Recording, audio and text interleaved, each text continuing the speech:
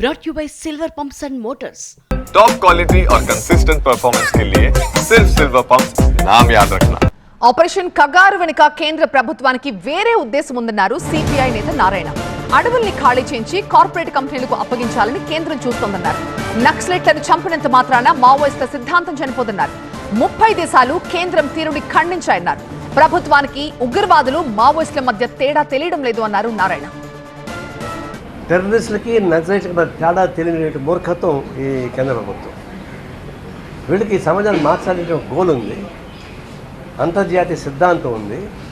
అయితే వాళ్ళు తీసుకున్న వైఖరిలో ఎత్తుగడల్లో మేము కూడా వ్యతిరేకిస్తున్నాం.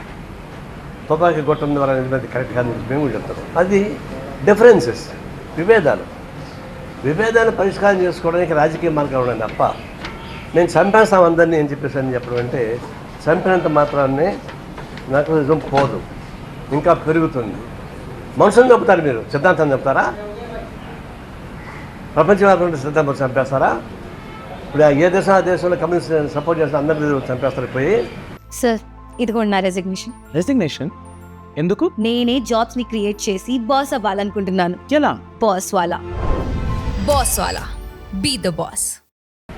మీరు అంతర్జాతీయ టెర్రరిస్ట్ తయారవుతారా? ఇవన్నీ అసంబద్ధమైన మాటలు.